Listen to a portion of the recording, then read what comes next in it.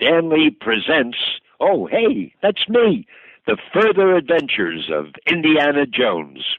Excelsior. Welcome.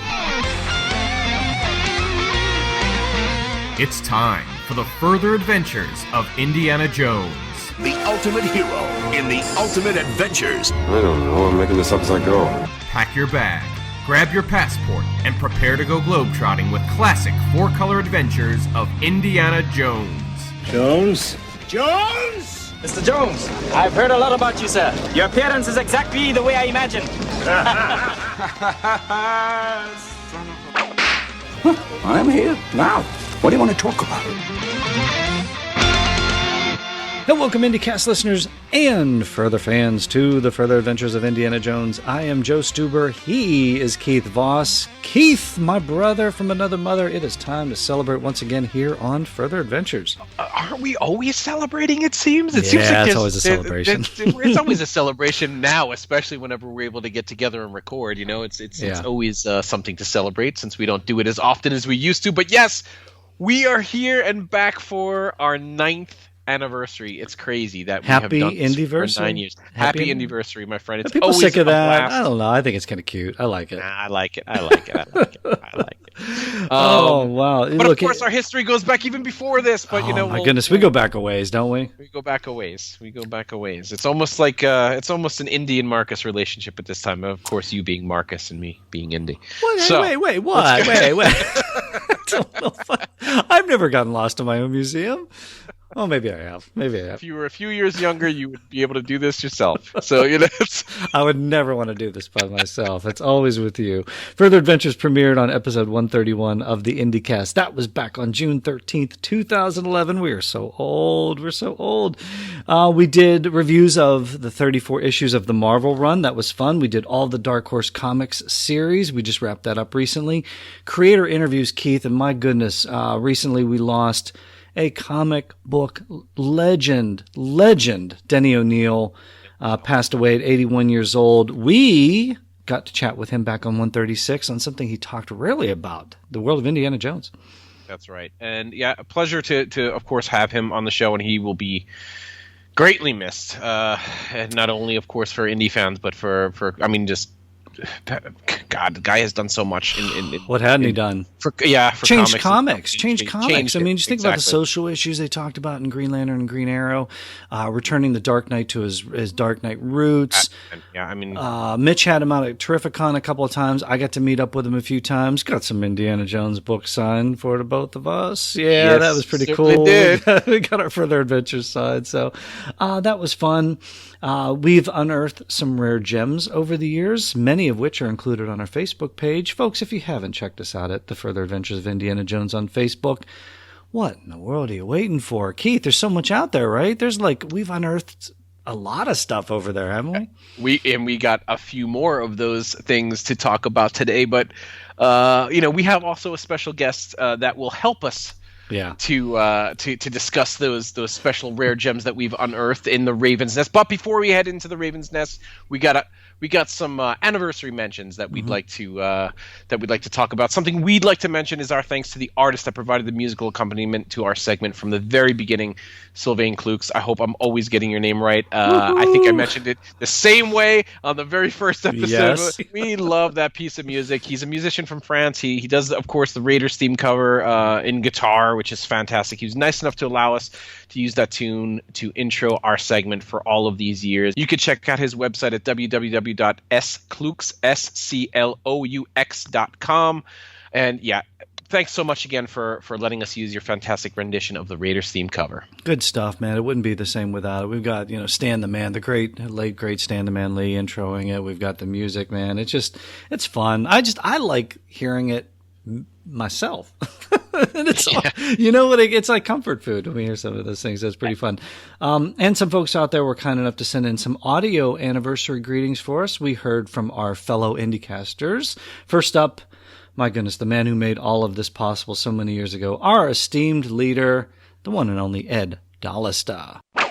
Hey, Joe and Keith, Ed here. I just wanted to wish you all a happy 9th anniversary. Can you believe it? 9 years. We look forward to having you here for another 9 years. And even though you finished the comic run of Indiana Jones, maybe you can tackle some of those mad and crazy send-up articles as well. It's been a real honor to have you as part of the show. So Joe and Keith, thank you so much. Hopefully we'll catch up again soon in person before another 9 years is up. So let's raise a glass of Crystal Head, Triple Herkimer Diamond Filtered Newfoundland Deep Aquifer Pure Spirit Vodka as I drink to your anniversary. Thanks, guys.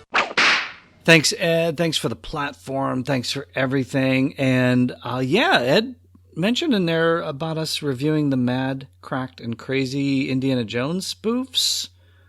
That's a good idea.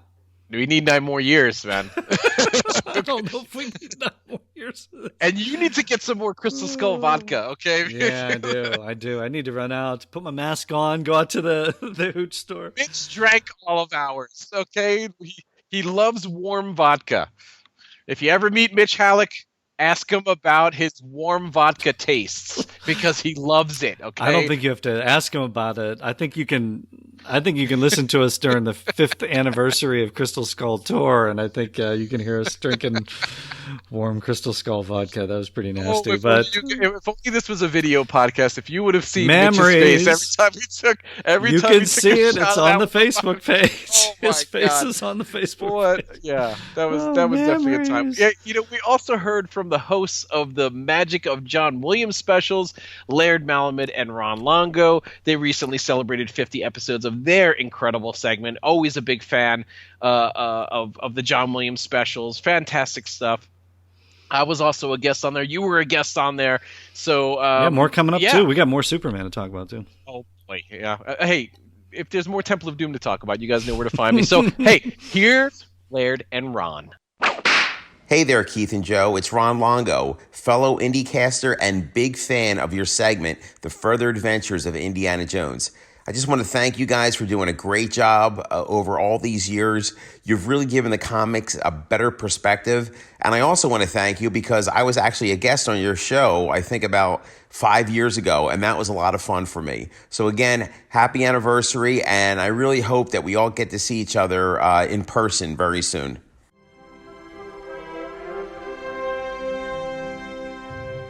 Happy anniversary, Joe and Keith. 9 years. That is a tremendous run here on the IndyCast.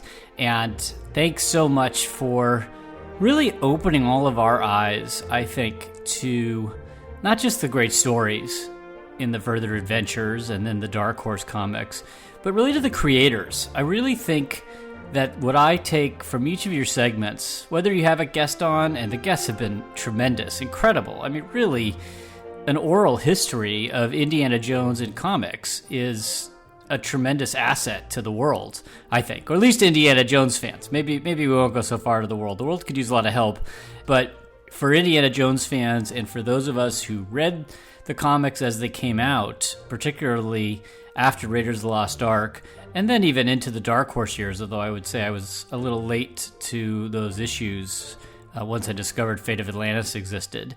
And then I was like, oh, gobble them all up. In any regards, those interviews that you have done have truly been spectacularly insightful to the passion the artists have put in, the thoughtfulness about the stories, and sometimes they've been a little clunky, and sometimes they have been sublime, and sometimes they've filled in gaps in Indiana Jones history.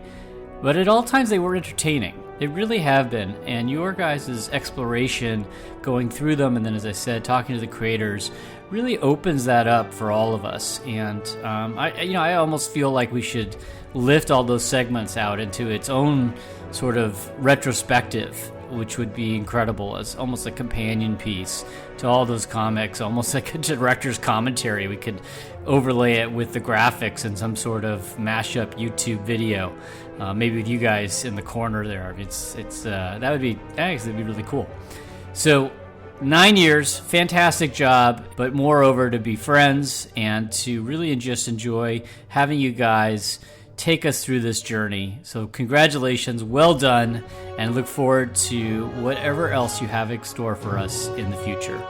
Take care.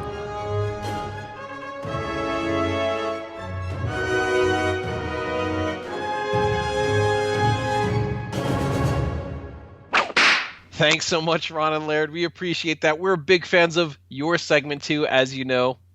And we hope to see each other, of course, at Terrificon 2021 for the 40th anniversary of Raiders and our 10th anniversary. We're jumping the gun already, Joe. We are, but we're the 10th anniversary. Look, here's the thing. We're so close. I mean, you were talking about coming back here in 2020. Yeah. Mitch was going to have a big to-do, obviously, at Terrificon. We were all coming in for that. Look, the world changed. Just everything happened. But it's like, you know what? Let's all be safe. Let's wear a mask. Let's do our part. And let's look forward to 2021 because I know, Mitch, he's going to do it bigger and better than ever.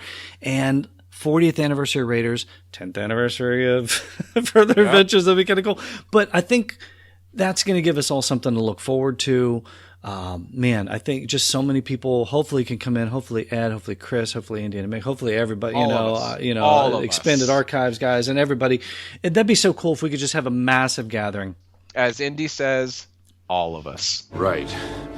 All of us. All of us. That's right. Exactly. So that would be very cool. Hey, we also want to mention, too, Mitch, Terrificon. We're looking forward to that. Mitch has gotten together with Ed for Mitch and Ed's Excellent Adventure Show. They recently talked about Raiders of the Lost Ark for the 39th anniversary, so be sure to check that out if you haven't already.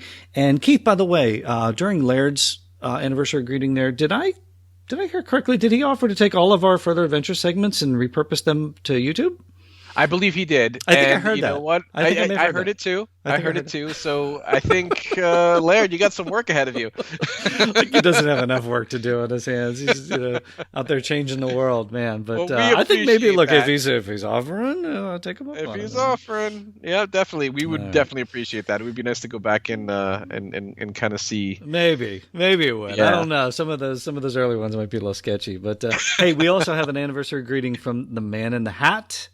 And the man with the whip, the man with the gun, the man with the boots, he's got all kinds of indie gear. We have heard I hope he doesn't have too many guns. He has the exact amount, correct indie guns. I'm sure screen accurate too. Indiana Mick. He sent us an audio greeting, and here's Indiana Mick. Hey, Joe and Keith. This is Indiana Mick. Wishing you guys a happy 9th anniversary. Great job, guys. I think I started following the IndyCast before I joined, back when you guys started this whole gig. So congratulations to the Further Adventures of Indiana Jones. Excelsior, guys. Take care. Hey, thanks for sending that in. Hey, look, we also kind of did the same thing. We started listening to the IndyCast. We started contributing. We were part of the trivia segment with Pat. And then, full-on segments. Just like Indiana Mick did, just like so many others have done. And hey, nice Stan Lee callback on that too. That was kind of fun to hear. Excelsior to you as well. So we appreciate Great hearing from you, Indiana Mick. Always a pleasure. And, thanks for sending all those in. And, this time we can even hit the old mailbag this week as well. Mister, get your arm out of that mailbox. I mean now. Oh, dear me. I haven't had so much trouble delivering a package since the incident in Vienna. We got an anniversary greeting from Chris Rapley, who writes, "Hello, Joe and Keith. A very quick note to say happy anniversary to the Further Adventures of Indiana Jones. 9 years. Thanks for the years and the mileage. I live down in New Zealand, and indie comics are very hard to come by down here. But regardless of whether I have read the issue you were talking about, I always enjoyed the discussion and enthusiasm you both have for the Man in the Hat. In the meantime, I'll keep chipping away at my collection. I recently managed to find a copy of Tomb of the Gods, which is in the mail, and living vicariously through you gents. All the very best, and here's to many more Further Adventures."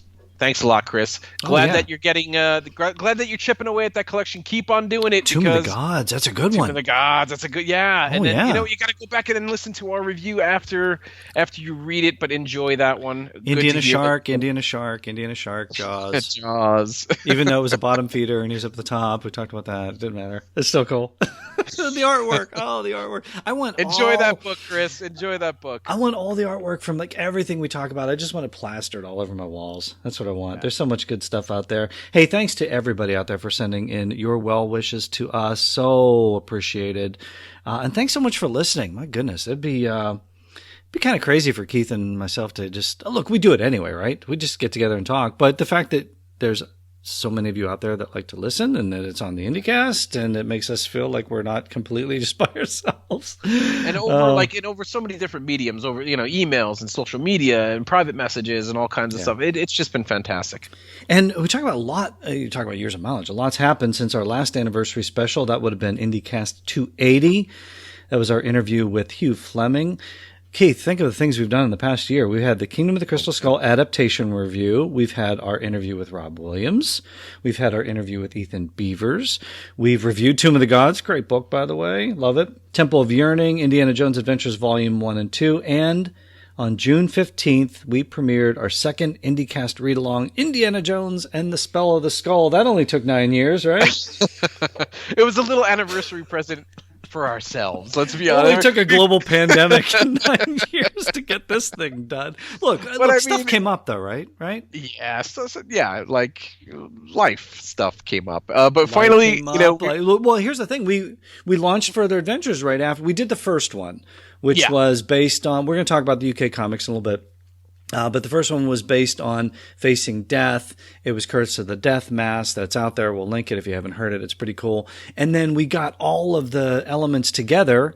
We got your narration. We got all the voiceovers. We got everything put together. And then we launched Further Adventures of Indiana Jones. And if you remember those, time to get to it then. Yeah. If you remember the all the 34 issues of Marvel, and then all the creator interviews that we did, those segments were like little radio dramas. Well, you were working on the radio dramas too, but we had sound effects, and we kind of tried to make those like little radio dramas. So that took up a lot of time. Oh, and then by the way, something called Comic Book Central came along in 2013 that took up a little bit of my time.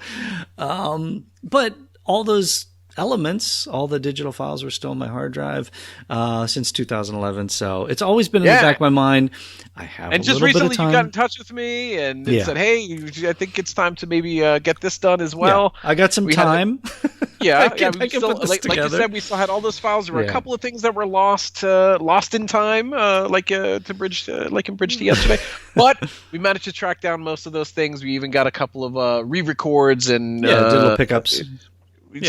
Some pickups. I thought it turned out great. I was really happy with it. It was if you haven't heard it, folks have had about 2 weeks now to take a listen to it. So hopefully you've had a chance to check it out. I'm happy with it. I think it came out great. It's fun. Rob back as Indy too. I think he was surprised to hear from me when I chatted with him. He's probably like, "What? He's got 3 kids. He's got his hands full. He's like trying to raise 3 kids out there. He has 26 kids now. Since he does have 26. He's like Sala. Oh, he does have a brood. Next time I see Rob, I'm gonna go. This is for Faya. This is for your children. This is for you. No, don't do that. No, social distancing. Social distancing. Social distancing. Make sure you have your mask on.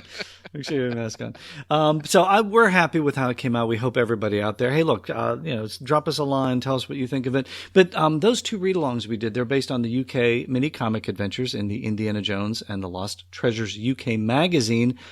And those adventures are what we're going to be chatting about today. But you might be out there going, hey, only 2 were printed, right? What are you going to talk about? They're already read-alongs. True. That is very true. But, just like Indiana Jones, we do a lot of digging right here on Further Adventures. And we are bringing along some help for this excavation. Who better to talk about Indy UK comics than our man in the UK, Chris A. Of course, we just had to have him on. He always feels like a part of the show anyway. He always sends us in fantastic reviews. He feels like a part of the show anyway, so we had to have him here. A fantastic guest set to join us. So let's head on into the Raven's Nest, shall we?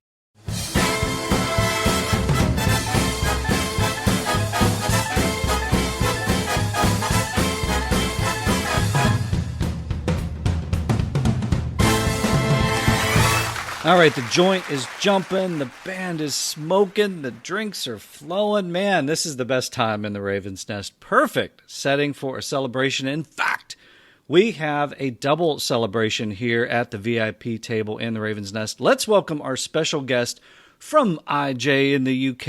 It is the one and only Chris Allan. Chris, welcome to the Raven's Nest. Hey, Joe. Hey, Keith. How are you doing? Good to talk to you. It's good to talk to you rather than at you, like I normally do. Okay, that's what we always say. It feels so strange because it always feels like you're a part of the segment. Yes. It always feels like you're kind of here because like for the last several years, you've kind of had like a mini segment within the podcast here. What's that? I'm a bit like a virus. I'm spreading out through the podcast itself, but yeah, I've just tried to sort of being one of the newbies on the podcast, I guess. Just tried to sort of follow up and sort of catch up with everyone else who I've listened to for years, I guess. I have listened from the start, and then IG in the UK is quite a youngster, really, on the podcast. Well, not as young as you might make it out to be, because here's the thing. I said we have a double celebration going on today. So we've got the 4th anniversary of IJ in the UK. So typically you send something in. We would send something to you for the 4th anniversary, but we figured, hey, we're getting together in a Ravens Nest anyway. Might as well just have you on, It would be a proper review segment without some input from Chris. And and since you're celebrating an anniversary yourself, we figured why not celebrate together in the Ravens Nest, right? Yeah, I'm honoured. Thank you very much. And yeah, 9 years of further adventures does it seem like 9 years for you guys? Yes. Keith and I were talking. It feels like 15. Well, again, a lot of years, a lot of mileage, a lot of guests, a lot of editing. You know how editing is like, because you've got so much you put into your segment. You put music and sound effects. We do that on occasion as well. And but I do want to say, so happy 4th Indyversary to you for the segment. But thank you for contributing, because I think we go through this and then all of a sudden we get one of your reviews and we go next level with it. So we thank you for that. It's always fun to hear you, the UK perspective.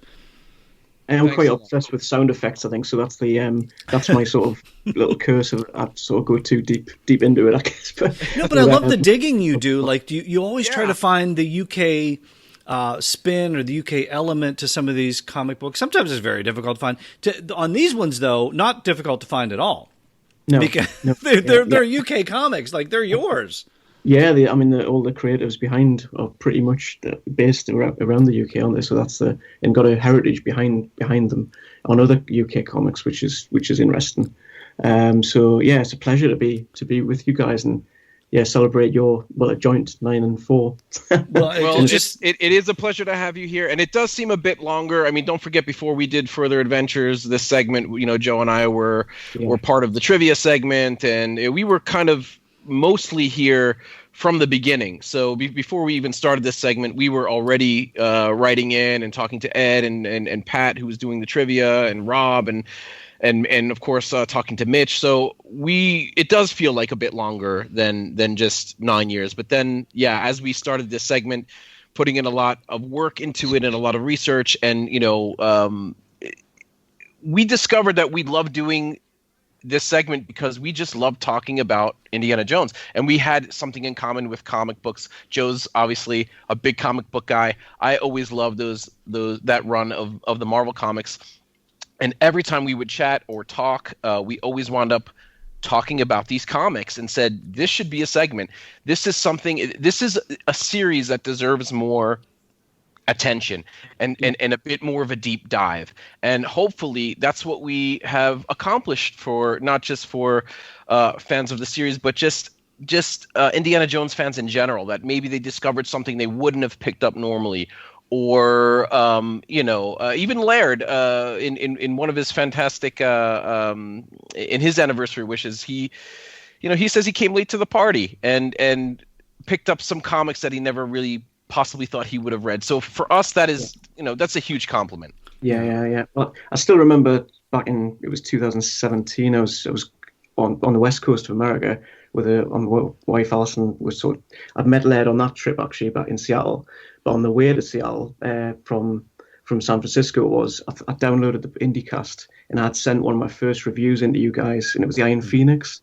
Okay, that's what I was wondering. The earliest one I saw was the Iron Phoenix. Was that that was your first one, right? That was one, and I was on an Amtrak train from San Francisco to 3 years ago. Yeah. So you've been a part of our segment here almost the entire time you've been on the IndyCast.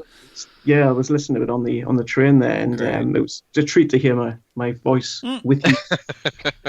I suppose I'm an Indy fan, but I'm also an IndyCast fan, and it's just nice to be on the podcast. Which is well, in one of your recent segments, you talked about Indiana Jones in quarantine. So first of all, we want to ask you, how are you doing in quarantine? Because we have different perspectives, different countries. I'm in the States, Keith's in Austria, you're in the UK, obviously. So what's been your experience so far? How many times have you watched all the Indiana Jones movies? Are you keeping busy? Are you making sourdough bread? What's going on? Well, I mean, the BBC's shown the Indy films and have them on their iPlayer watch again sort of app, which you can sort of watch to your heart's content. I've got the Blu-rays, of course, going through mainly the behind-the-scenes stuff. I've yet to revisit Young Indiana Jones, which I think is going to be my next go-to series to sort of binge on. It's been a while since I've watched those. Actually, I reference them quite a lot, but yeah, I need to rewatch them. I think that's the weird thing. I didn't own them, and I probably within the last couple of years, I think I bought them as well. A couple of them are still in plastic. So, but yeah, I think. Yeah.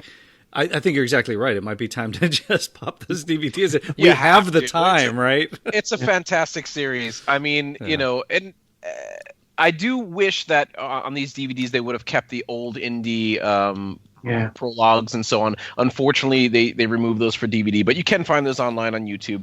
So what else are you doing? I mean, are you? Lockdown where the UK is sort of coming out of. That's into the first phase now, so a lot of shops have opened this week. Okay. I'm back in my workplace twice a week now, but the rest of the time working from home. So it's that distance, and it's a phased return, really, they're calling it. I think September's maybe phase 2 in the UK, or that's the plan anyway, if there's not a second sort of round of this. So who knows, I suppose, is the key. But are you wearing a mask? Are you wearing a mask, and is it an Indiana Jones themed mask? It should be. I look quite like it. One of my other comic sort of favourites is G.I. Joe and Action Force, which was a UK version in the UK here of G.I. Joe. And I always, when I put my mask on, I always think of the Cobra Troopers. Yes. I'm just glad you're wearing a mask. You're a hero to me when you do that. So that's, thinking about this. Well, you mentioned, like I said, on one of your recent segments, you mentioned what would Indiana Jones be doing in quarantine? I think you meant if it was in quarantine now, he'd be 121 years old. Yeah. I think you meant at the time. You mentioned young Indiana Jones. I don't know, I'm trying to recall because it's like you. It's been a while since I've seen the series. Did they do anything with the Spanish flu in the series? I'm drawing a blank on it. I don't know, because that would have been Indiana Jones at that time. Like, what would he do or something? But he was only 19 at the time, right? Yeah, the only thing I remember is the sort of India-China episode. Like, it was the younger young Indy. And he got very sick. That's right. Yeah, it was sort of typhoid fever or something. And he also mentions that in Crystal Skull, of course, where he nearly died chasing this crystal skull. That's right. Yeah, exactly. Exactly. So I think here, let me add my contribution to your segment. Here's what I think Indiana Jones would be doing quarantine, assuming like this would have happened, maybe like when he was in his prime or something like that. But here, first of all, he's a doctor. He's Dr. Jones, right? He's an essential worker, so I don't think he's going to be hanging out at the house. I don't think he's going to be dusting off the artifacts. I think he's going to be out. Maybe like he looks up Short Round, and now Short Round has taken up the mantle and become an archaeologist himself. Maybe he and Short Round could go on an adventure and find the cure, the vaccine, right? Yeah. I think he's First of all, Joe, he's a tenured professor of archaeology. You call him Dr. Jones, doll. So, all right, let me add to this. I think Indy, if we were to take him in modern day, okay, he drank from the Grail. He's 120 years old. So this is 120. Okay, this is your theory. This is Keith's theory that he drank from the Grail. He's indestructible, he drank from immortal. The Grail. He's fine. He's not going to be able to catch anything. He's not going to need a mask. Nothing. Wow. All right, he's going to be fine. I think he's going to be holed up in his house, apartment, wherever he is right now, and he's going to turn it into a game. You know how people are posting all these funny videos of of doing stuff while they're trapped in quarantine? Indy's going to do the same thing. He's going to make pretend he's trapped, or like a door is closing and he has to get through the door before it closes, and he's going to post all that stuff to Facebook and Instagram. That's what he's going to I don't think Indy's on Facebook. If you follow TikTok at all, just name dropping a different apps, but my brother keeps sending me all the Indiana Jones TikTok sort of little videos that are coming out, and they're quite inventive actually. So you never know. Fantastic. You might get the times. That's great. I'm pleased that sort of that little segment's running. So we do know Old Indy is on Facebook. I know he's out there. So maybe we should ask Old Indy at some point. Yeah. What is he doing in quarantine? I think he's walking his dog. Harley Quinn. As we go through here. So Well, glad everybody's safe. Glad everybody's well. Glad we could provide some entertainment during all this craziness that's out here. Chris, my goodness, Keith and I were talking about these comics. We know 2 of them were published in this Indiana Jones magazine, this UK magazine. But we thought, what better perspective could we get than somebody that was in the UK? Like, do you have any experience with these magazines? Did you? 2 were published. Did you buy them off the rack? Did you bust them open? Do you got a couple of the little toys? No, I don't actually have them at all, because it was the thing. I suppose it was 2008, wasn't it, when the film, the 4th movie came out, and I was visiting our local. I think it was W.H. Smith's, our British sort of version of the stationery and news sort of shop that is the main one on the high street here. So I was frequently going in seeing what I got the Indiana Jones comic that came out for a limited run, the Indiana Jones magazine, which were both by Titan magazines here in the UK, and then this one seemed to slip under the radar. And I don't know if it was because it was a one of these subscription things that you had to sign up for from the beginning, and the first couple of issues were quite a reduced price, and then it would jump up one of these because of these little gifts that you got to collect along the way. So I don't know if it became a limited run, whether they released the 2 of them and then realized it wasn't going to sell as well. I hope that's not the case, but yeah, unfortunately I missed out on getting the real deal of these. So it's been thanks to you, Keith and Joe, that I've been able to grab these now and have a read. Well, I did see them on. I think I did see them on the Raven originally, about 2008, 2009. People were posting pictures of them, but obviously only the first 2. Okay, yeah, we want to mention Les David, the curator of the Indy Museum, and he's also got throwmetheidol.com. He sent us a bunch of pictures of these things. So some of these things, if you go, we'll put the links up, but out the radar.net and throwmetheidol.com. Throwmetheidol.com, he's got what are these, like the 2 issues that were released and then mock-ups for a few of the other ones. I think he said it's a friend at LFL, I think. Right.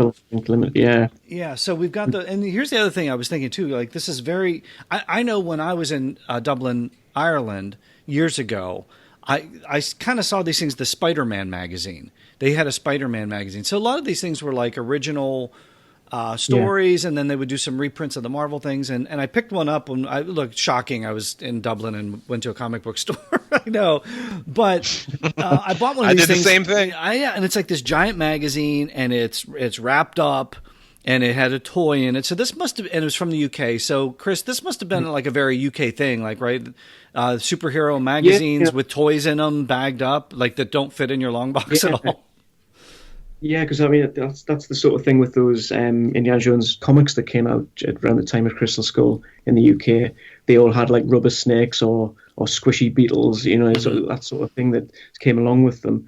But this particular Lost Treasures one, it seems unique in the sense that it was a subscription thing in the UK, and you had to commit to to sign up for it each bi-weekly, I think it was, wasn't it? So every fortnight maybe.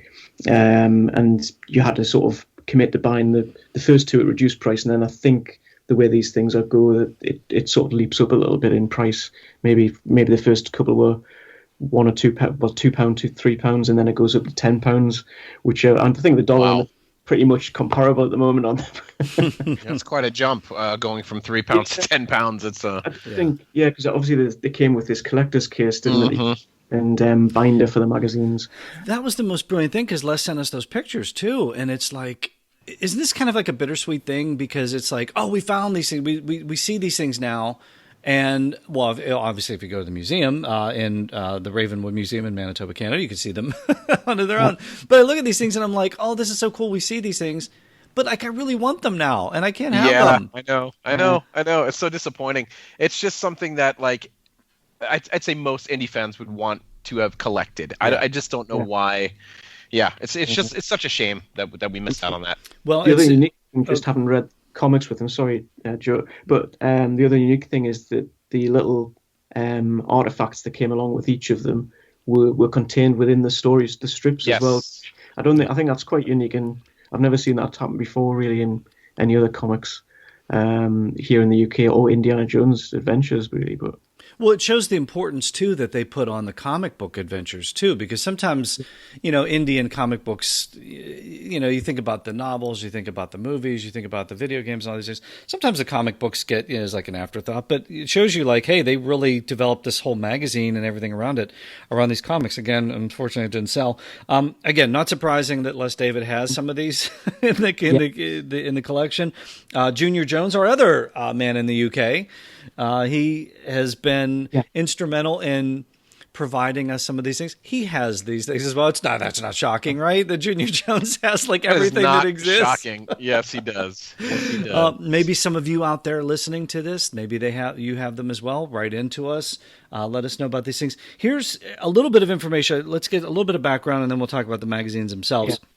And the trinkets. Here's what I was able to find. I corresponded with the artist John Royal. We'll talk about the artwork. The artwork in these is amazing. Yes. They're very good. I corresponded with him through social media. He unfortunately is not big on audio interviews.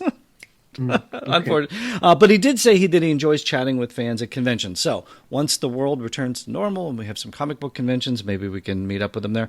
But as I mentioned him, the offer is always there to join us in the Raven's Nest. So if he wants to, he's more than welcome to it. Junior Jones, we mentioned, he does have a brief interview with John in print for that very first issue of the Indy Mag. So those of you out there who read the Indy Mag, hopefully all of us, that first issue has that little brief interview. So that's out there. Also, in that interview, he shows some of the pages, some of the artwork that's in there. And if you happen to follow John Royal on social media, you might just see some of these hidden gems out there. Maybe take cover. The one adventure that was not published. Maybe that's out there. I'm not saying. Maybe it is. Maybe it isn't. You could see the commissions he's done for his artwork. His work on Danger Girl, G.I. Joe, Spider-Man, Wolverine. It's all out there. So if you go to John Royal Art, so JohnRoyle art.com. If you go there, the social media pages, they're all linked there. The artwork is spectacular. It's unbelievable. So check that out. Again, hopefully, maybe if he decides he would like to come on and do an audio interview, we can do that here in the Raven's Nest. But he's not big on audio interviews, and I understand that. That's fine. Also reached out to the writer Damian Kelleher. Great guy.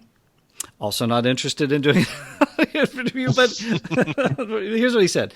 He wrote back to me, he said, "To be honest, it was a very long time ago, and I was only involved in the project in a very small capacity." So that's fine. However, he did point me in the direction of the original editor of the UK magazine, so I have reached out to that individual, waiting to hear back.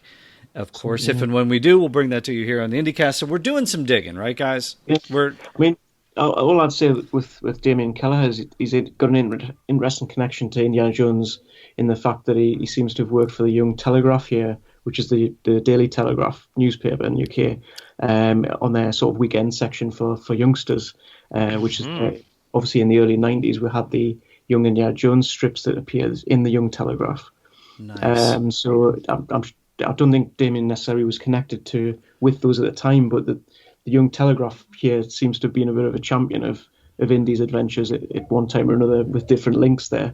So I thought that was interesting. It is interesting. And he's credited. Well, here's the thing: we got a hold of all of them. Like between the three of us, we got a hold of all these. So thanks to everybody that got us these. We don't want to put all these out there because here's the deal: these folks, and here's part of the issue too, is that they signed non-disclosure agreements back in the day. As we mentioned, 2 were published, 6 were not. And to our knowledge, and gents, correct me if I'm wrong on this, but I think those were all trashed and shredded, maybe, like they're gone. There's like 3 through 8. What's that? Unless somebody has a couple of copies that they took home. Yeah.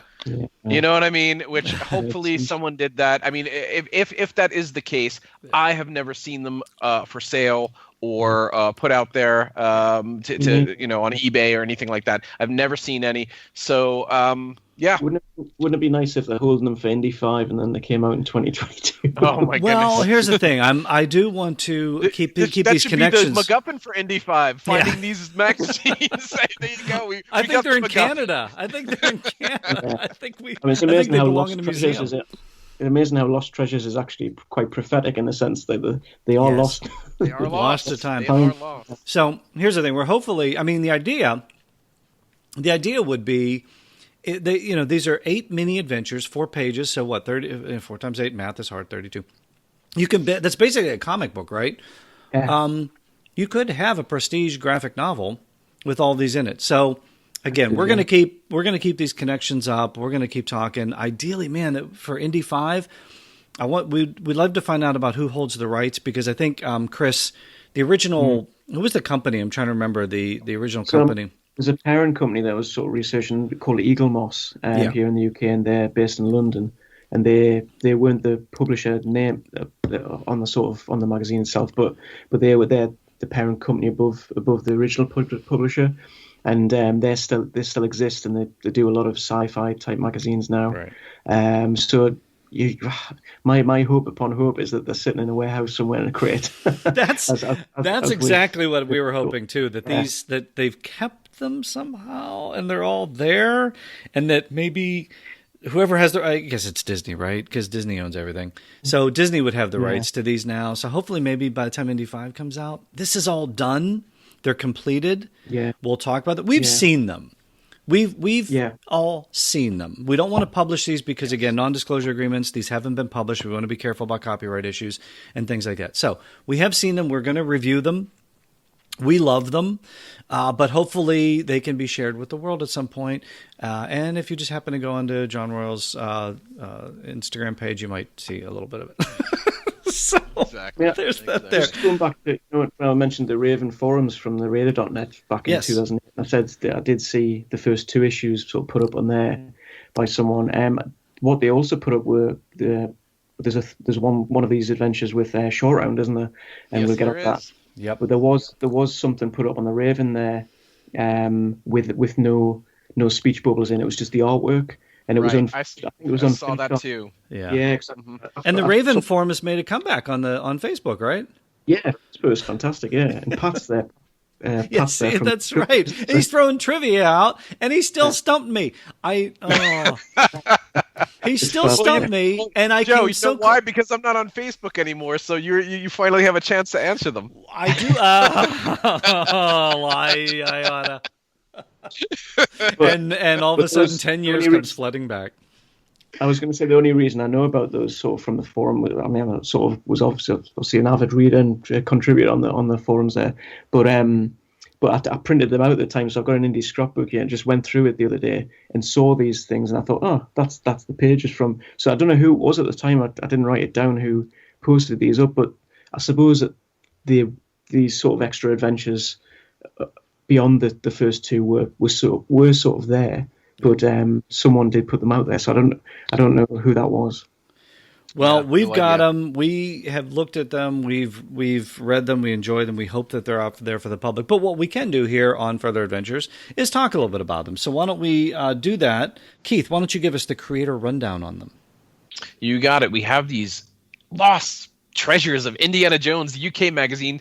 Artist John Royal, he did 1 to 6 and number 8. Inks was Philip Moy. Colorist was Dylan Teague, he did 1 and 2. And James O'Freddy did 3 to 8. Writer was Damien Kelleher. He's credited on strips 5 through 8. Yes, we're still trying to dig up a little bit more information on. I'm still in contact with Damien regarding those earlier issues.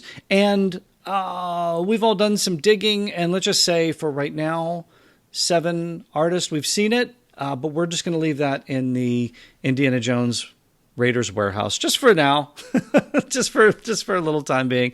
Let's talk about these adventures. I guess the first 2, Keith and I are intimately acquainted with, Facing Death and Skullduggery.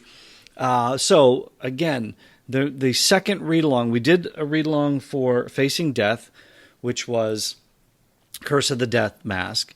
We did that back in 2011. So it's you flip the page, the whip cracks, you read the book. And then June 15th, we just premiered our latest Spell the Skull based on issue number 2, Skullduggery. Chris, have you had a chance to check that out yet? I will ask you that. I've just listened to I've obviously heard it released on the IndyCast today. On the IndyCast YouTube page. And we are recording a little bit ahead of time. So, so that's obviously last week. But so that's But yeah, so I have listened to that. And I'll compliments to you both and to the team who did the voices there. I mean, I suppose one question is, how long did you have the voice of Indy recorded for? A long time, Chris. 9 years. Poor Rob has been gone. I wonder if he's ever going to put this thing together. Yeah, we just kind of felt like we should keep Rob as Indy. Yeah. He recorded it. He was Indy in the first read along that we did.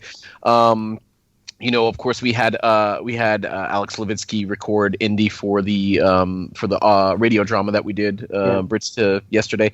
But we just kind of felt like let's just keep everything that we recorded. We had it in a folder for so long. I never forget. Lots of sound effects that we made ourselves, Joe. Yeah, exactly. There's some choking tribesmen from Keith. There's some snoring JC Cunha from me. Playing the recorder at the end. That's me.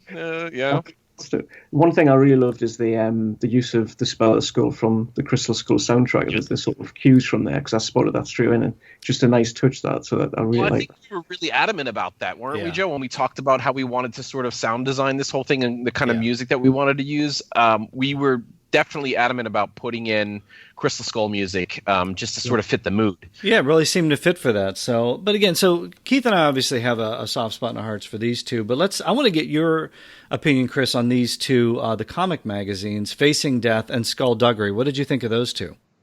Yeah, fantastic. I mean, it's great to see Henry Jones Sr. back in Facing Death.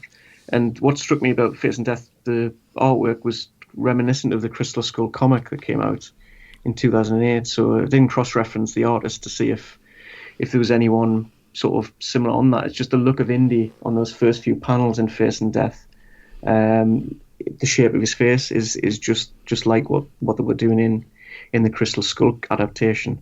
But then, I mean, Henry Jones Sr. sort of he's there in the first few panels, but with him not speaking, he pops about with nowhere, and it's really nice in your audio drama when he comes into that, and it was a perfect voice. Is that Rob doing that as well? That's Leto. Yeah, that's Leto. That's Leto. Sorry. Okay. Apologies, Leto. I just remember. No, spot on Henry Jones Sr. in that. Yeah. And I think he really captured that note of condescension and pride combo. I think he nailed it. We love using Leto. He knows these characters like the back of his hand. I mean, we love using him for Henry Sr. We love using him for Marcus.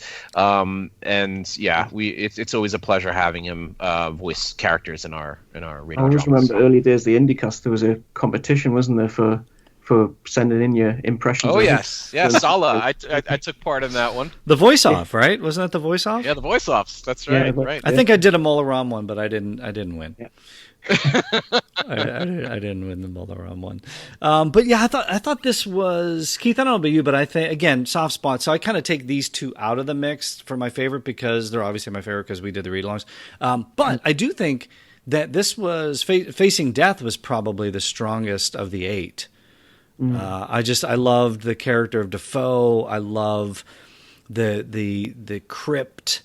Again, bringing Henry Sr. into it. I thought that was cool just to see. And we got another adventure. I know we did some of the Dark Horse stuff. They have that, but it was just so cool. And again, the art is spot on for these artworks. So, Keith, your thoughts on Facing Death? And again, this is the Azudab's Death Mask. So if you haven't seen it, go to the Further Adventures Facebook page. All the pictures are out there, and the read along. If you haven't heard the read along, what's wrong with you?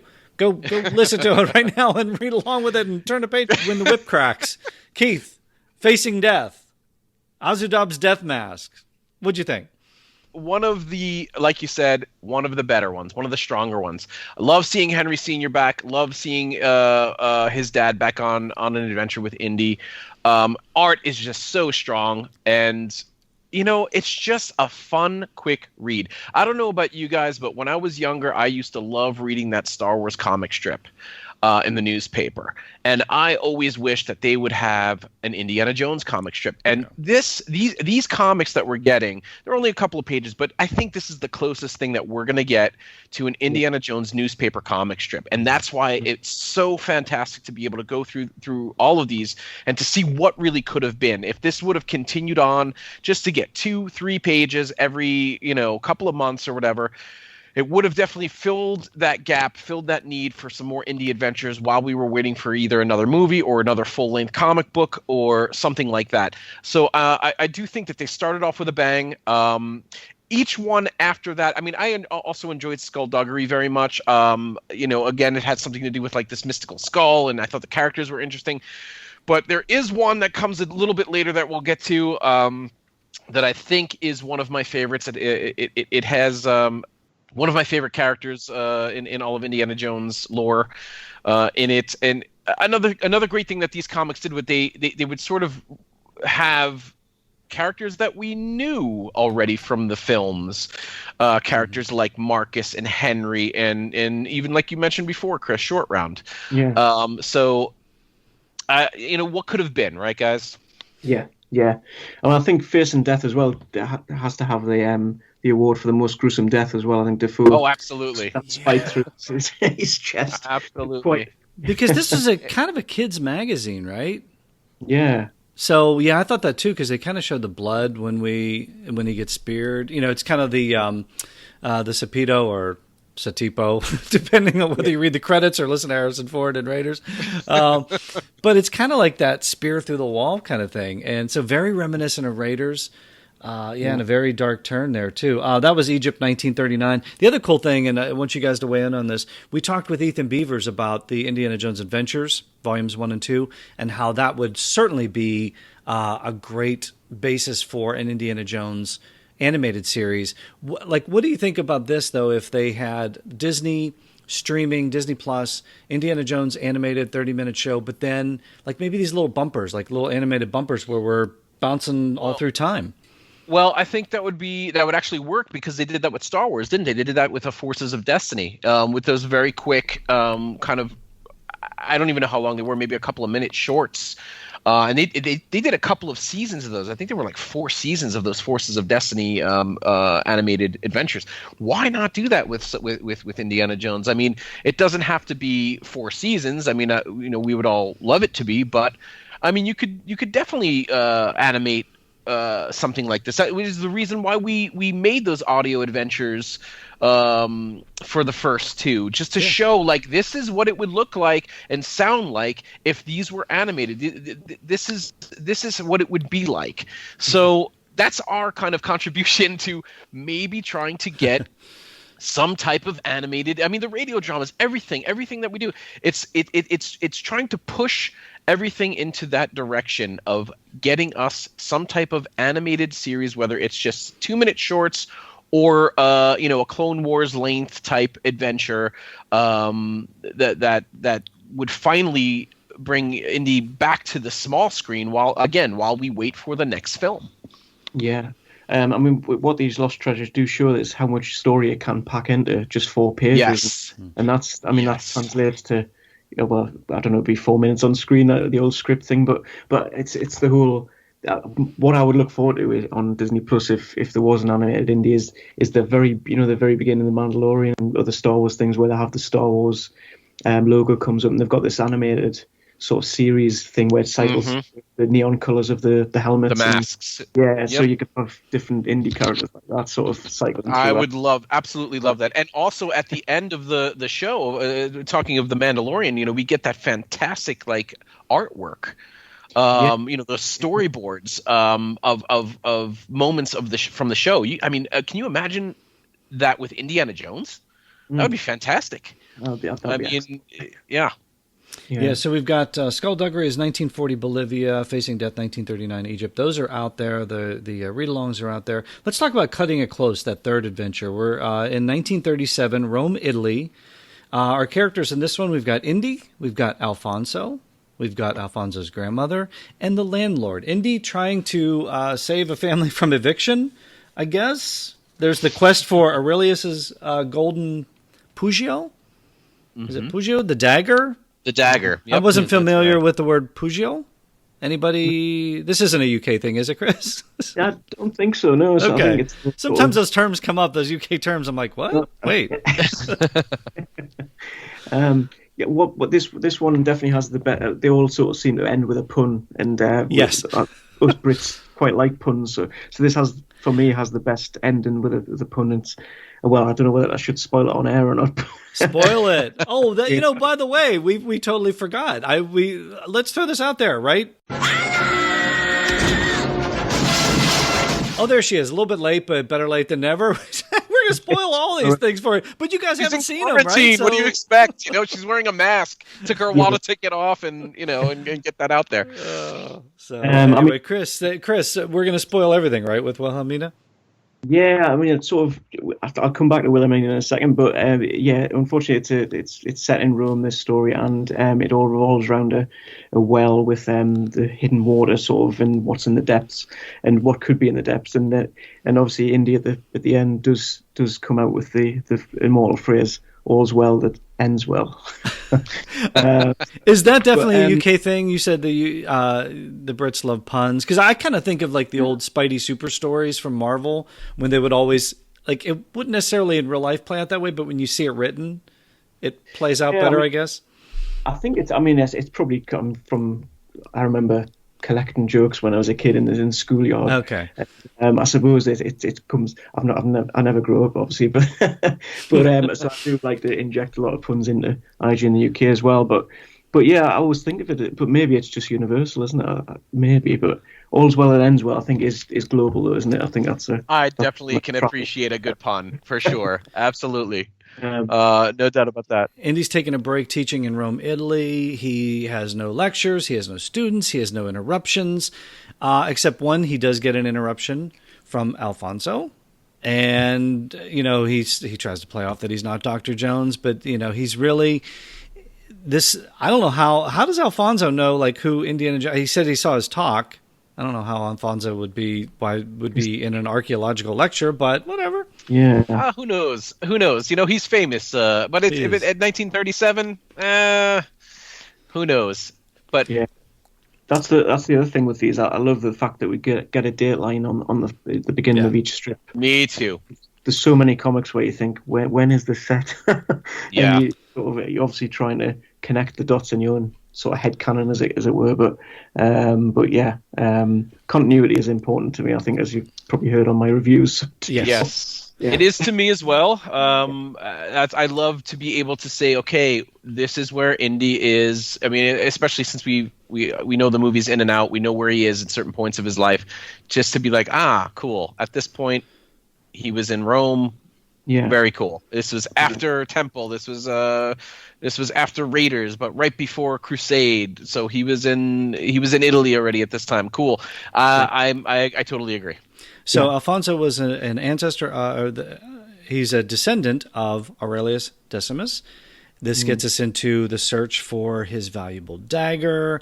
We learn that Alfonso and his grandmother are going to be thrown off the property because they can't afford to be there. So this sets off this quest for this dagger, which I thought was really, really cool. I thought where they're going into there, they find these Latin words carved into stone. Indy's able to decipher these, and they end up in the Roman baths.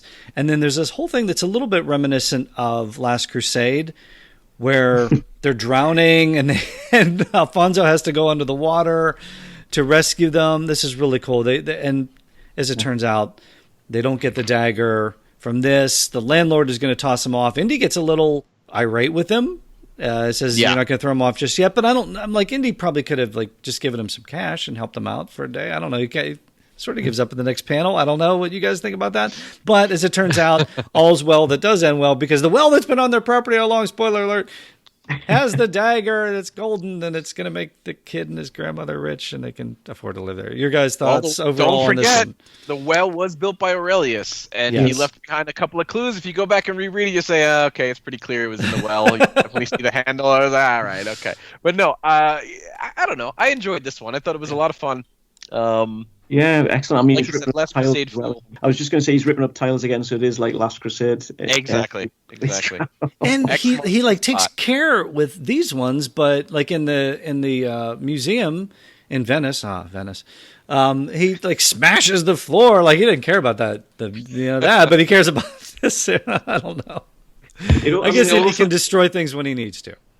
This also reminded me a little bit of the novel Philadelphia. Just the whole, I mean, that was ancient Greece, but that whole set twist of someone who's an ancestor of someone, of sort of famous personage from history, and then the young lad doesn't turn out to be evil in this one, but the Philadelphia, there was it just had a nice reminder to me, having read those novels years ago, that there's with these strips. So it's just all these strips are nice stories, actually. Our fourth adventure is Take Cover, set in New York in 1940. Indy is lecturing about the Ark of the Covenant. This is a little familiar territory for us, isn't it, gents? It certainly is. It was kind of nice to see the Ark back again. The Ark makes an appearance in 3 of the 4 Indiana Jones movies. Yeah. So it was nice to kind of get another little cameo from the Ark, for sure, and to learn a little bit more about it. Frankly, to learn that it was wrapped in a hide of a mythical beast, and so that's our MacGuffin for this adventure. Something that takes the Ark story just a bit further. Yeah. No pun intended. Yeah, I agree, Keith. The Ark of the Covenant on the chalkboard there in Indy's classroom it's the first panel, and that's great to see. I love it. And we also get snakes in Ethiopia, which is a cave of snakes, which is obviously we need that in there. And then it's got this sort of the guy changing into this mythical beast, isn't it? By the end, like an Ani, almost like a Japanese sort of like Ani kind of demon. But I mean, like what we talked about before is a lot of these have they're very reminiscent of the films. Like, we mentioned like that Facing Death was very Last Crusade. Of course, this has an appearance by the Ark. You have Skullduggery, which is very Crystal Skull. I felt like this was an interesting mix of Temple of Doom and Raiders of the Lost Ark. Yeah, it's got that sort of the real mythical bit at the end with the sort of beast coming out, but. Yeah, and the lava, and like it's just the it just felt a bit, I don't know, just a bit dark, this one. Yeah, and then even like you talk about some of the reminiscence of some of these films. Last Crusade, we get that twist where we think Donovan is one thing, but then we find out Donovan is something else. That plays into a couple of these adventures too, because we've got Demissy. Who he says I was a member of the cult called the Brotherhood of the Covenant. They're going after we talk about the Ark of the Covenant. They're going after this wrapping. The Ark was wrapped in the hide of a mythical beast called the Tachash. The covering has never been found. And then he meets Demissy, who is listening to his lecture. And then so we kind of think like, okay, so they're going to go off on this quest together. But as it turns out, Demissy isn't who he says to be. And we kind of meet Cloux, who gives Indiana Jones sort of the lowdown on who he really is. So we kind of get into this whole quest for this covering, and people aren't who they seem to be in these. But again, as you mentioned earlier, so much character development in just 4 pages. That's crazy. Yes, and the artwork, we cannot we cannot say this enough. The artwork in these are just phenomenal. Just also, like you said, for 4 pages, that second page where right after they see the snakes and they finally see the covering, and you get that close up of Indy's eyes again, very Temple of Doom. It's focusing on his eyes. Lots of stuff going on in these. So much character development in just a couple of pages, and a quick resolution too. It's like you can't. A complaint that we've had with a lot of these stories, especially from Dark Horse and Marvel, was that some of them should have lasted a little bit longer, and some of them should have been a little bit shorter. I think these are for what they're giving us. These 4 pages are a perfect length. Yeah, absolutely perfect. And Cloux reminds me kind of too of the Brotherhood of the Cruciform Sword, how they were kind of like protecting these things, and he kind of comes in and makes sure that this this covering is protected. He says we're going to protect the world from its immense powers. He gets it at the end, and then Chris, we get the pun again that you like so well. Pun. Well, you saved my skin. Sounds like you're the best people to save this skin too. Yeah. So, I mean, I do love the creative paneling as well. So you've got the diagonals rather than just the straight up and dead, the vertical and horizontal sort of Very divides. stylistic. It's a conscious sort of decision with the artist there, and it's just so nice. Well, it's funny too because John weighed in on that too because he sent us some versions that didn't have like these little arrows that take you from panel to panel because they do kind of bounce around a little bit. But as the artist, he was like, people know how to read these. You don't need these little arrows telling you where to go to read the story. So it was funny to get the artist perspective on that. That's quite nice, yeah. Chris, do you think the puns are a little bit of especially since, like, again, these were printed in, or not printed, but created for a UK magazine. Do you think that they threw the puns in there just to kind of to maybe throw in a bit more of a connection to Bond in a way? I wonder, yeah, because there's that tradition, isn't there? And I mean, obviously, I was thinking before the original Star Trek series had that. Yeah. That sort of jokey ending as well, so it definitely is global. But at the same time, there's that Bond tradition, the link with Indy. So it could be exactly. So it's almost like kind of like unifying them a little bit somehow in those last panels. And I don't ever think, like, whenever I read one of these puns, I don't ever think it's ever too much. It's like it's a bit of course on the nose, but I'm like, it's not. These aren't terrible, you know. Yeah, it just draws it to a nice conclusion, I suppose. Yeah, absolutely. Olympia, Greece, 1935 for our next adventure. Well, if it's 1935, we're going to be running into a very familiar character. Keith, one near and dear to your heart, Short Round, as Indy is excavating at the site of the ancient games. So we're talking about Olympic ordeal is this adventure, and it looks like Indy's doing the work, and Short Round's just kind of hanging out with his little buddy, Ming the Mouse. You think Ming is You think Ming is merciless? That mouse? Ming the merciless mouse? He is in this adventure, isn't he? I believe so. Yes, he is. He helps out in this adventure. We've got Indy digging. They're trying to find these coins. They're going to take a break. He goes to a cafe. Coins for the Olympic Games. Yeah. We meet Mr. Katsaros at the cafe. We meet his buddy Theo. So they're looking at these coins, and Katsaros isn't too happy that Theo takes these coins, or that isn't careful with these coins. He does get them in his change, Indy, so for buying their lemonade and cake, doesn't he? So it's quite funny to sort of get the MacGuffin sort of pretty much handed to them on a plate. Yeah. But yeah, I mean, it's fantastic to see Short Round back, and what struck me there was that it could be just the colouring, but it's nice to see a well-known character in different costume. He's obviously got his hat to identify him there, but his colour, his top, isn't what you see him in Temple of Doom. So many times cartoon characters and comic strip characters have got to have the same uniform, and in this one, Short Round's got different. He's changed clothes, which is good. I like that he has a pet. Yeah. You know, because Short Round, especially in Temple of Doom, he was always like, all about that elephant, the baby elephant. So I like that he's such a fan of animals, and like he just loves.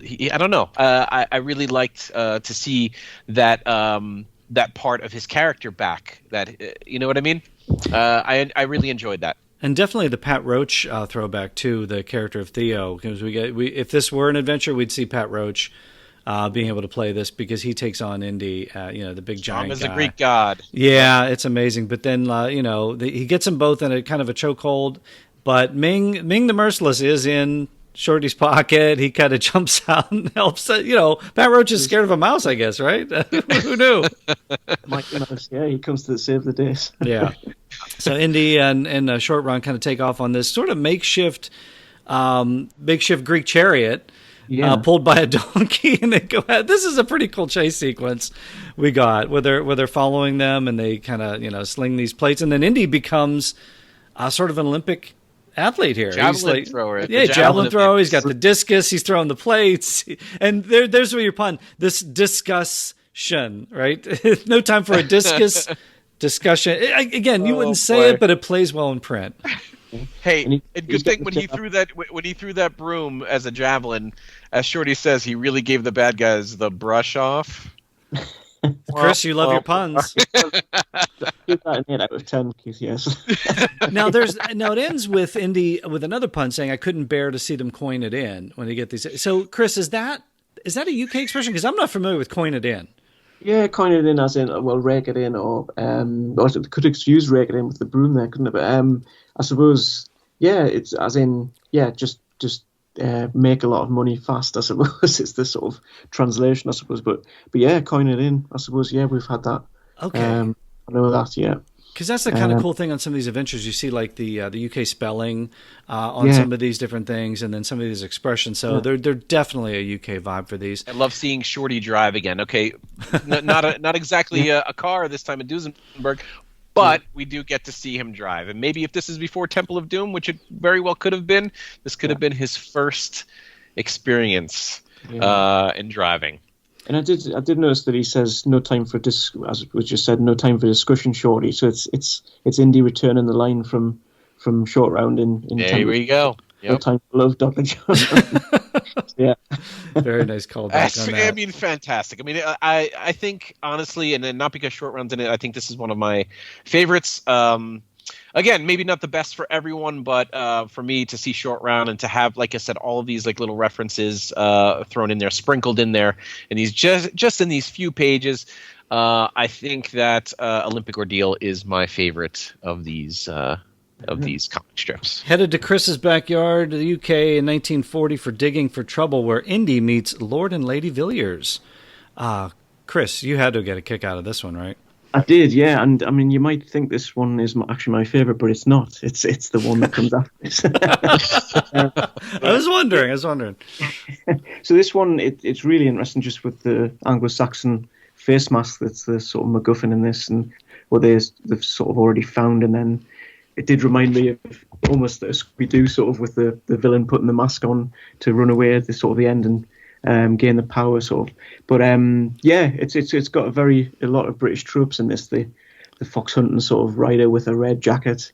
And yeah, I did look up the Villiers sort of family, but I couldn't find any really reference in British aristocracy for them. So I couldn't place where in England this might be, but the face mask is definitely Anglo-Saxon. So, and obviously that sort of dates it back to sort of 8th, 9th century. But that's sort of, I suppose, the region in England could be anywhere from Northumberland, where I am in the north, all the way down to Wessex, where Alfred the Great was sort of reigned. So yeah, I think Northumbria at that time did have the claim to fame to be the biggest kingdom in England. So before it became a United Britain. But yeah, the face mask is interesting. I think there's one of these. It's sort of based on one that's in the York Museum, I think, Sutton Hoo excavation from years back, and there's sort of mysteries around that as well. But yeah, it's great to see this one, but as I say, it's not quite my favourite of the lot. Well, Joe, you know what this one reminds me of a little bit? Do you remember Further Adventures issue number 14 with Pondexter the First? Yes. And the great names, right? Yes. Yeah. Yeah. But didn't this remind you a little bit of that when he puts on the armor and the mask at the end?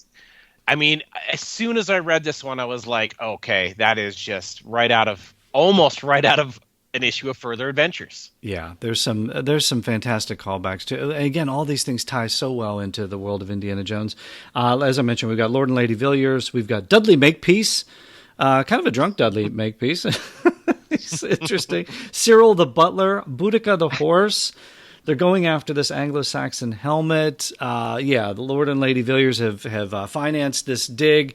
Dudley's not happy about it. He wants some credit for this. He's drunk. They're kind of, whatever. Look, it belongs in a museum. They're going to go after this thing. So you kind of get a sense that we only have 4 pages. You kind of get the sense that Dudley's going to be the villain of the piece, right? Of course, he's going to go after this thing and take credit for himself. It's stolen. As Chris mentioned, we've got the Indy on horseback again. I love this because there's actually like a Lone Ranger moment in this where he kind of rears up, kind of a Hi-Yo Silver kind of thing. I love Indy on horseback. We get the whip. Where's the whip been, guys? Finally get it back. Oh, it makes a return here and goes after. But surprise, surprise, we talked about this. The butler did it.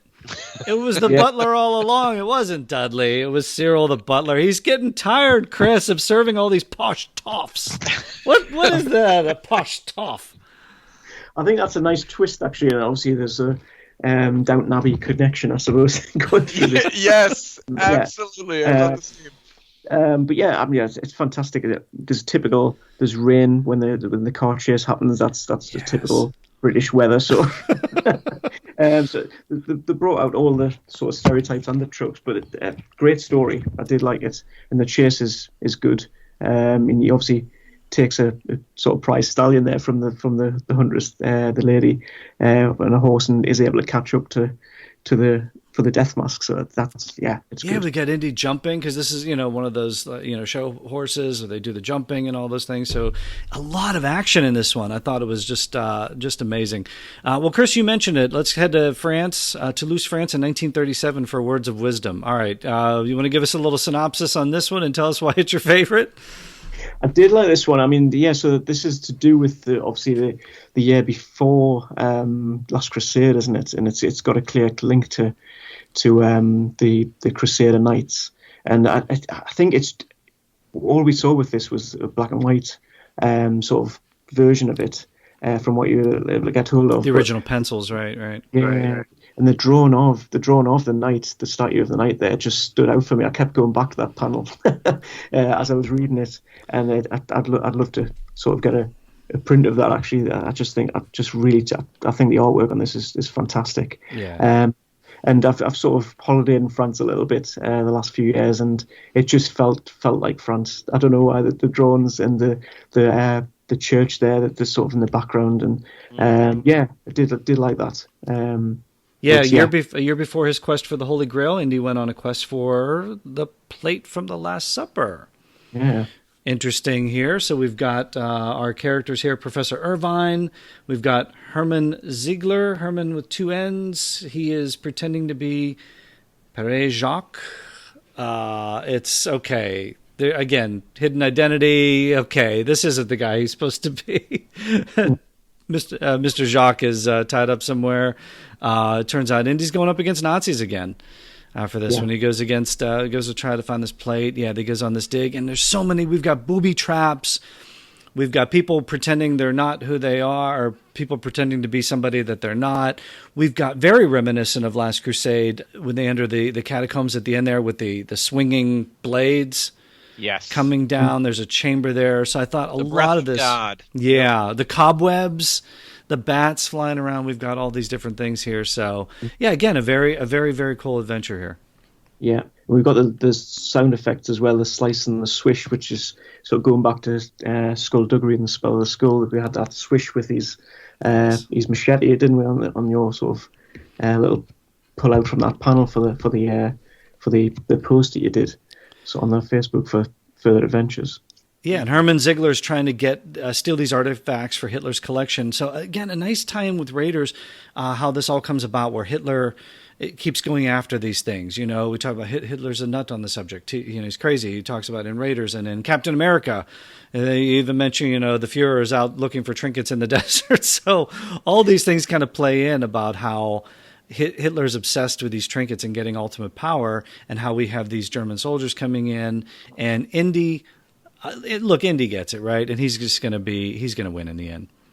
Of course. And I really like the little notes that they have throughout these pages as well. And there's one note that says sound effects to be styled up when the colors are completed, because throughout this entire comic you have lots of clangs going on. And that sets up our pun for the end, where Indy says, I can't say his face rang any bells. Luckily his time was up. You know what I mean? So again, the setup just for 4 pages is just remarkable. I really can't get over how fantastic these are. And even the setup on one of the plates, it says, let me translate it. The professor says, she says, it says wisdom to the bearer, but woe to the betrayer. Again, that's another callback to these movies too, where there's a warning on here not to disturb the Ark of the Covenant. There's always the warning there. Don't mess with these things, because something's going to collapse and crush on your head. I mean, I haven't said that I've loved the statue there. It's such a shame that it does. I mean, it comes down as a foil for the villain at the end there, but it's such a shame that's demolished. Nazis got to get taken out, but it is a shame that we've lost something in the meantime. But the Nazis always have to lose in the end, right? Okay, let's head to New York again, 1938 for our final adventure, Smoke and Mirrors. We got Indy and Again, another Marcus. returning character. Yeah, what'd you guys think of Marcus coming back for this one? The Indy and Marcus are heading to a magic show. Yeah, another moment where Marcus looked way better than he did in any of the further adventure issues. True.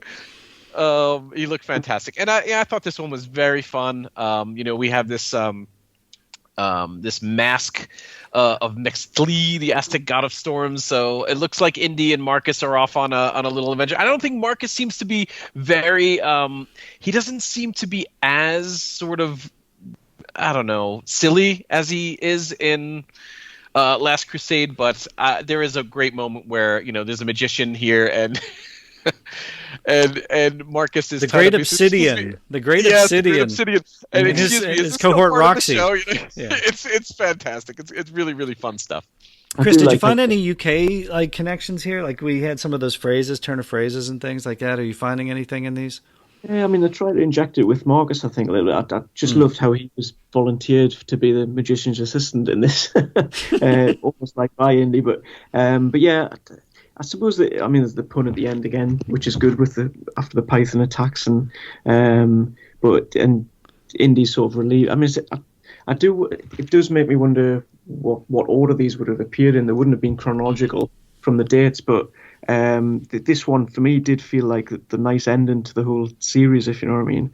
Yes. Just with the way, Indy's never been so happy to see a snake. What did you guys think of the Great Obsidian's plan, though? Because he's got this mask, but he's trying to do the old switcheroo where he bought what he thought was the real one on the black market, and then during the magic show he kind of switches it, and he had to get Marcus. He sent him the tickets to the show in the first place. He got Marcus to join him on stage, but all along he just wanted Marcus to verify that this was the real mask, and then he could, I don't know, just, again, it's only 4 pages, but it seemed like obsidian, I don't know, obsidian is like glass made by lava, these rocks, so it kind of felt like he had obsidian rocks in his head with this plan.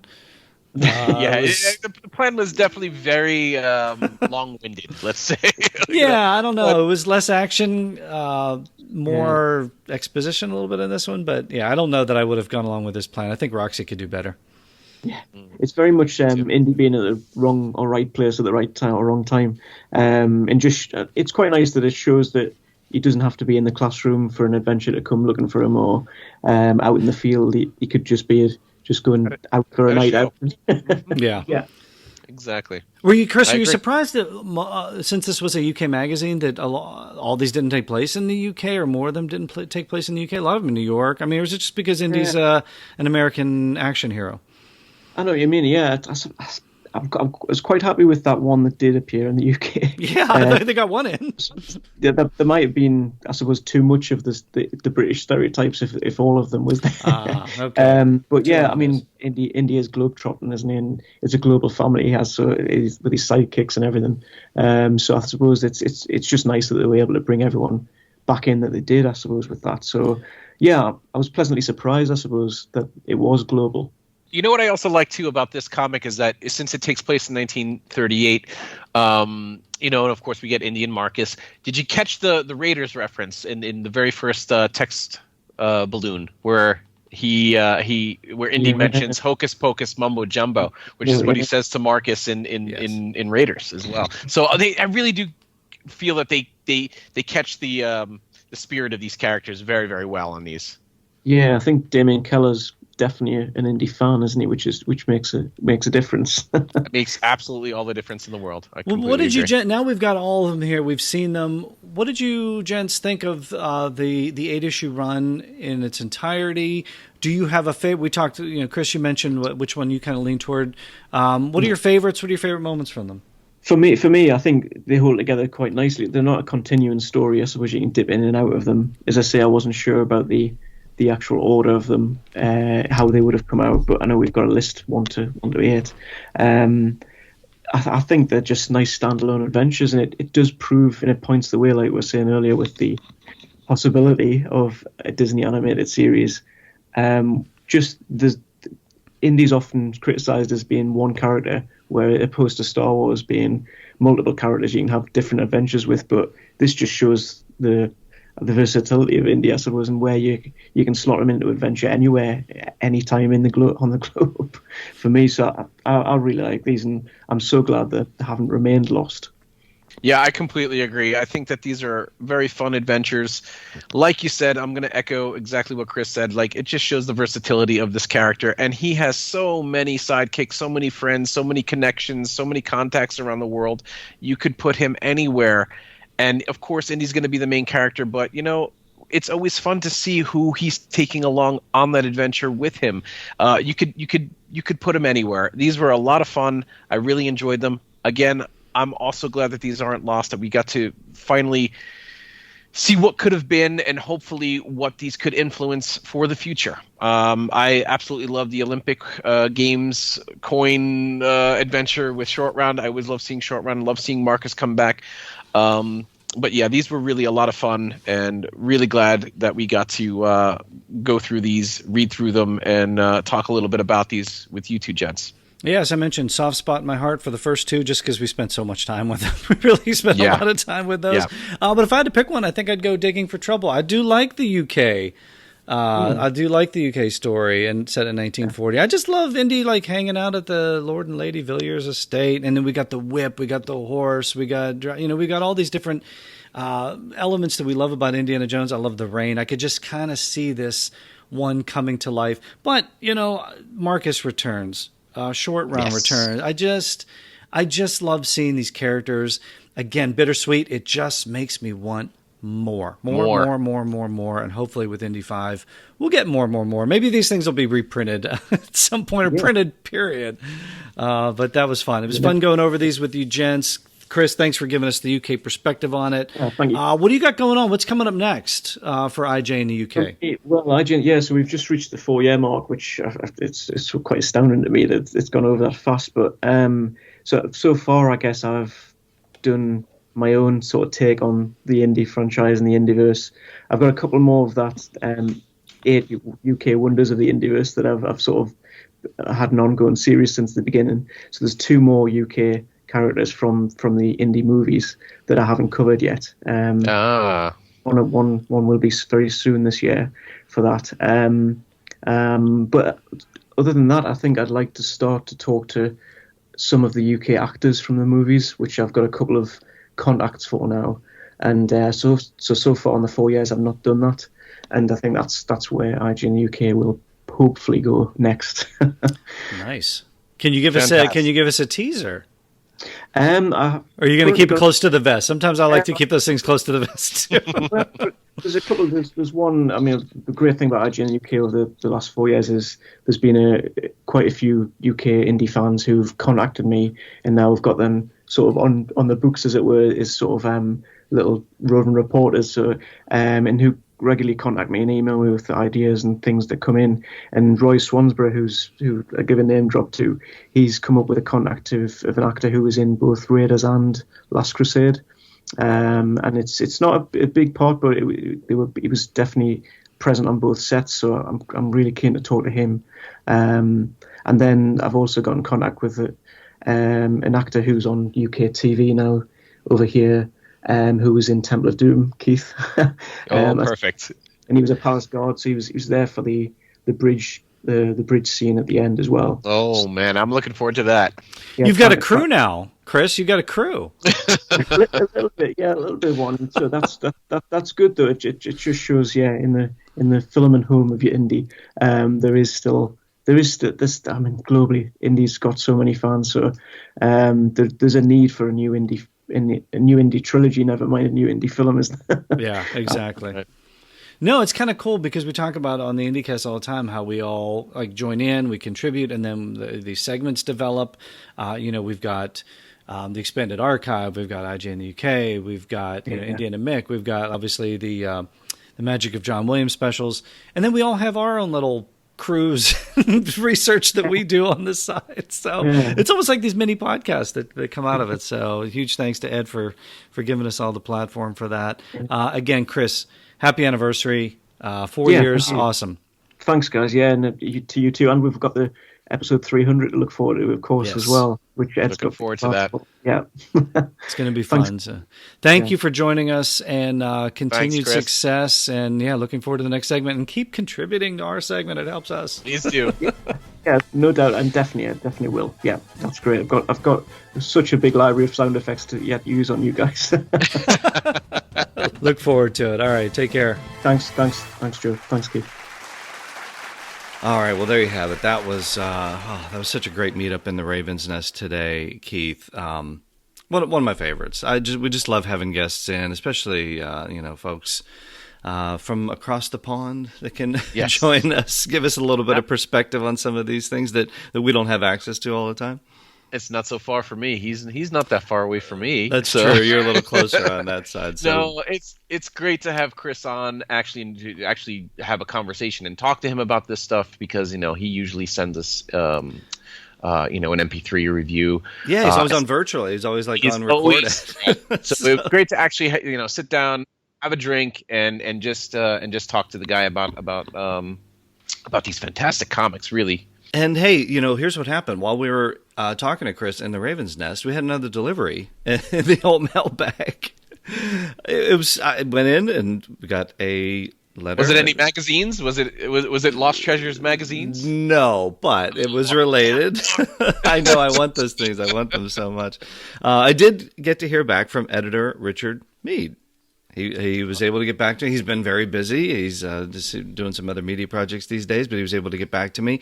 And he answered some of the questions that I had sent out. Some of the stuff we covered with Chris now, but we did get a little bit more details on some of these questions. So here's just some highlights from that.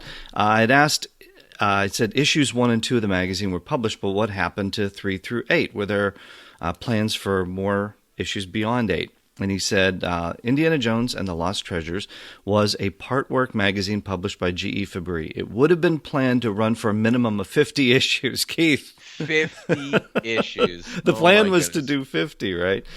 He said the first 5 issues went on sale in 2 test regions in the UK to gauge interest in a national-international launch. Unfortunately, in this case, G.E. Fabry decided not to press ahead with a full launch, so only issues 1 to 5 were printed.